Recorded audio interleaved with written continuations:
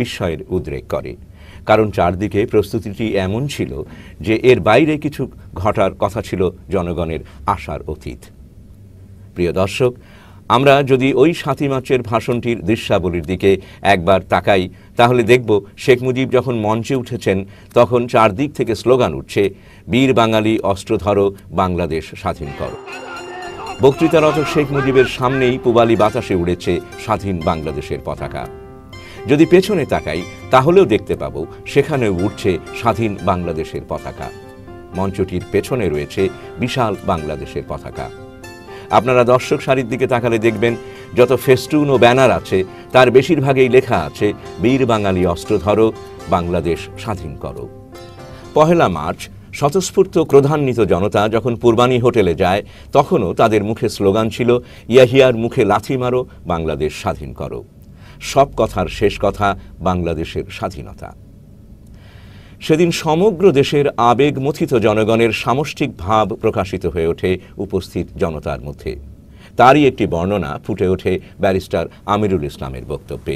ইতিমধ্যে সারা শহরে রাষ্ট্র হয়ে গেছে যে ইয়াহিয়া খান তিনি ৩রা মার্চে অনুষ্ঠিতব্য যে সংসদ অধিবেশন সেটা বন্ধ করে দিয়েছেন, এবং সাথে সাথে ঢাকা শহরের সমস্ত মানুষ তারা রাস্তায় নেমে এসেছে। এবং একটি কথা ঢাকার রাজপথে সেদিন ছিল, ৬ দফা না ১ দফা, ১ দফা ১ দফা, ঢাকা না পিন্ডি, ঢাকা ঢাকা, এবং বীর বাঙালি অস্ত্র ধরো, বাংলাদেশ স্বাধীন করো। অতএব স্বাধীনতার যে ঘোষণা, যে কণ্ঠ, এটা বাংলাদেশের জনগণের কণ্ঠ থেকেই উচ্চারিত হয়েছিল পয়লা মার্চেই। এ কথা অস্বীকার করার উপায় নেই যে সত্যিকার অর্থেই শেখ মুজিব ৭ই মার্চের ভাষণটি দিয়েছিলেন এক রক্তস্নাত পটভূমির ওপর দাঁড়িয়ে।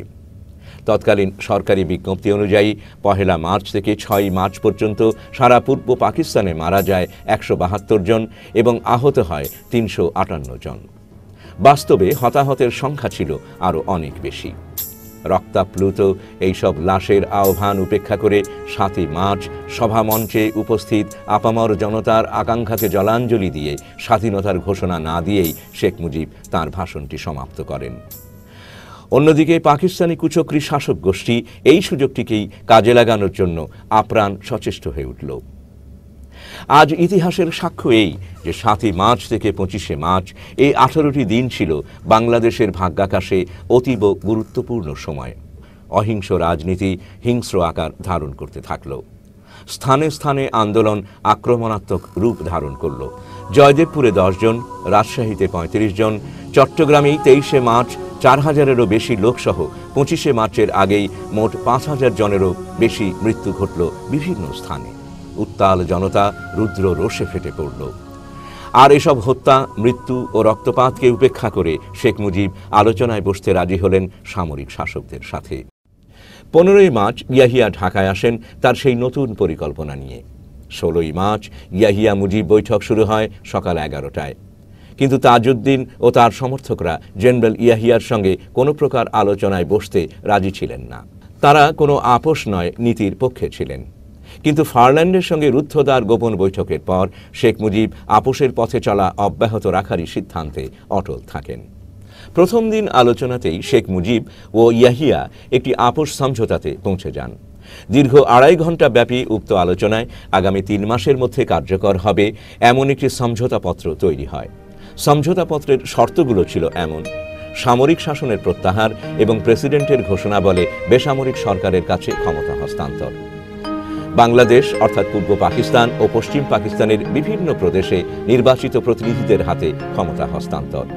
ইয়াহিয়া খান প্রেসিডেন্ট পদে বহাল থাকবেন এবং কেন্দ্রীয় সরকার নিয়ন্ত্রণ করবেন।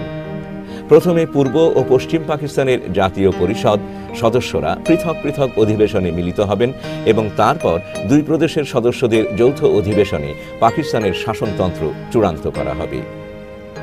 ১৭ই মার্চ পরামর্শক সহ ইয়াহিয়ার সাথে শেখ মুজিব বৈঠকে